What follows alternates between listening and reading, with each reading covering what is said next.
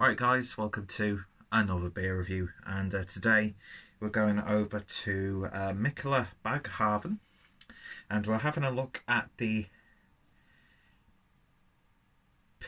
Pántáo or Pántáo. I'm not too sure how that's actually pronounced. I'm not sure if those are I's or A's. I'd imagine they are A's, but then again they're accented, so I'm not sure how you pronounce them, so I'm going to go with Pántáo. Or Pántáo. Pántáo! No, I'm not joking, that sounds ridiculous. Apologies if that is actually how you pronounce that. But yeah, this is the first beer that I'm having as part of this series. I did actually have a bottle of the Mikkeller Beer Club blend that they did early or mid 2018, but some selfish bastard drank it, thinking it was just a regular normie beer. So I never got to experience it, and I've never brewed it again, obviously, because it was a limited edition just for the Mikkeller Beer Club, which is where I got this from. And yeah, so throw a link down below if you're interested. I need to really get out of the habit of talking about the Mikkeller Beer Club and just concentrate on the beer. But yeah, really excited to try this one. Even though it's got flavours that I'm not usually the biggest fan of. So this is a wine barrel fermented Danish white... Let's try that again. A wine barrel fermented Danish wild ale aged on white satin peaches. And this is clocking in at 8% ABV.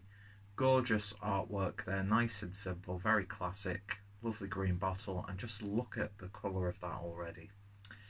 So yeah, very excited about this. Heard really good things. I did take this up to the Birmingham Piss Up, or Brum Piss Up I should say, but we ended up drinking other beers, including the Mega Trajection beer that was in my box, which I got quite a while ago, which was just absolutely gorgeous. I don't know if we recorded a review of it. It might be on Harry's SD card. I don't know, so we shall see, but it was a gorgeous beer nonetheless. So, using my Mikkeller Beer Club glass, because I'm such a shill, and we're going to give this a pour. So, peaches in beer, not usually the biggest fan of that flavour. Just peach flavoured stuff in general, and peaches are probably one of my least favourite fruits. But I'm really intrigued to see how it is in this. Head dissipated instantly, I think you could hear it. And yeah, it looks like it's some sort of fruit juice. Not in that sort of like hazy IPA fruit juice. It actually looks like you've got juice from maybe even peaches and just squeezed it into the glass. But yeah, you can't see through that at all. It's a nice and turbid looking beer. And yeah, looking interesting so far. Looks a bit more vibrant on camera, as it tends to do. So let's see what we get on the nose. You get that funkiness of that wine barrel with that just sour ale. I'm not sure in which line of sour ales this is going to go down. Whether it's just a lambic or just a general sour ale with some sort of culture in it. But you get that funkiness. You get that grape-like wine character. And then, of course, you get those peaches. It smells lovely, but it's just not really exciting me because those are, well, wine and peaches are two aromas which I can tolerate, don't get me wrong, but I don't get excited over. But if you like those sorts of aromas, I think on the nose alone, you're in for a treat with this one. But yeah, it's got this like certain level of acidity on the nose. It is more wine-like than anything else. That's a potent barrel that they've used for this. Anyway, it's smelling pretty damn intriguing. Let's give it a taste. Cheers, guys.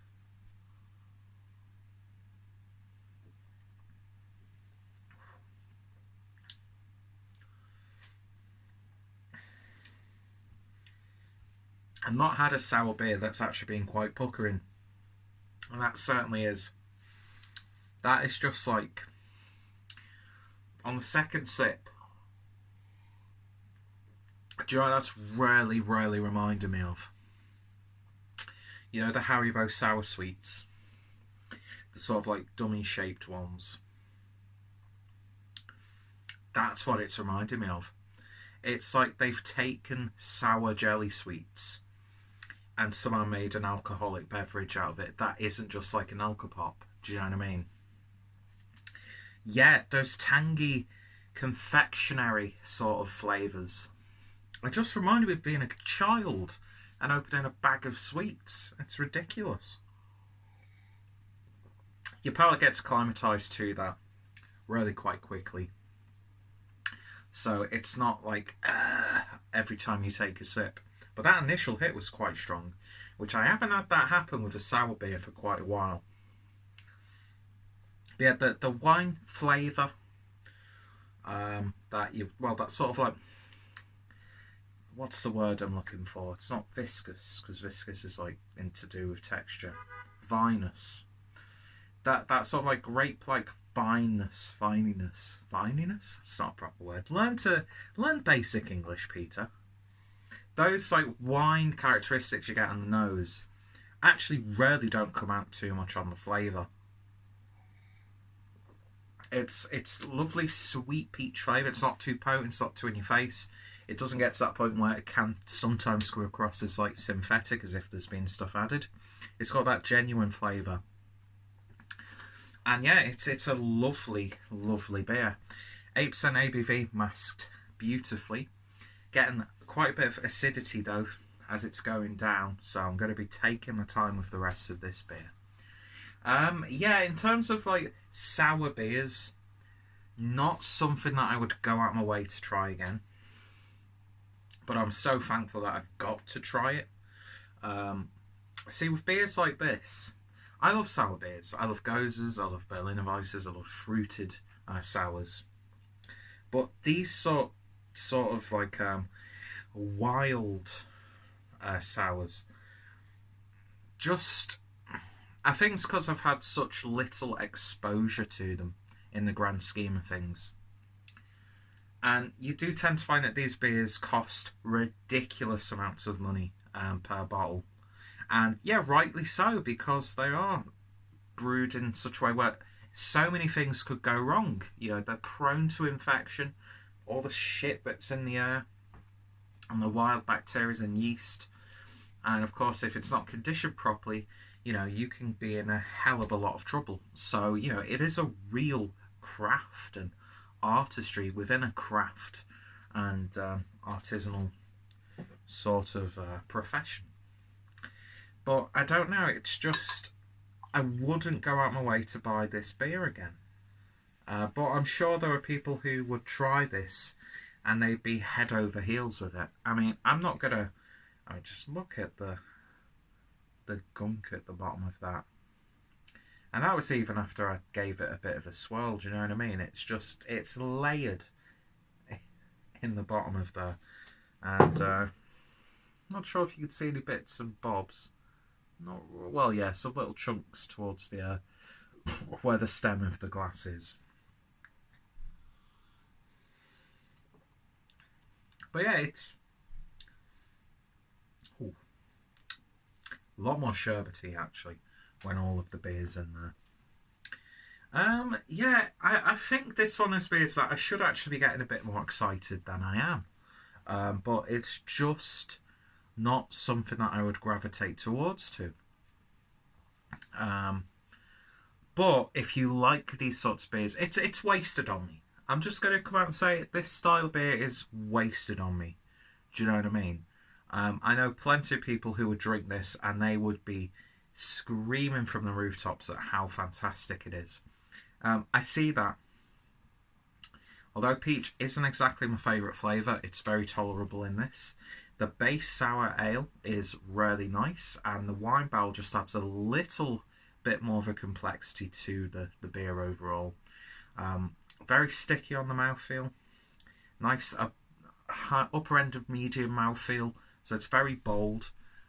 It is a bold beer, very robust. And yeah, highly recommended if you are into these sorts of wild ales.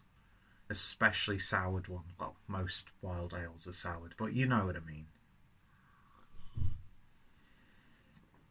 It's just the right amount of prickly, and you might get a little bit of that wine-like flavour towards the back end of the beer. But yeah, in terms of a rating then, I'm going to give this one an 8 out of 10. It's my first real experience with Mikkeller Baghaven. And yeah, so if you've tried it, this is blend 1, so I'd imagine they would keep this as a sort of rotational sort of beer. I'm interested to try more from this branch of Mikkeller.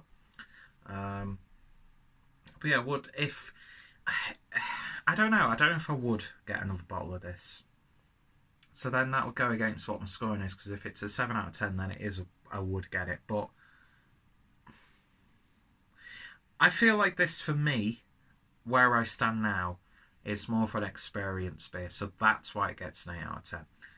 Even though, I mean, if it was presented, if it was like a bottle shot, I would happily take a little sample.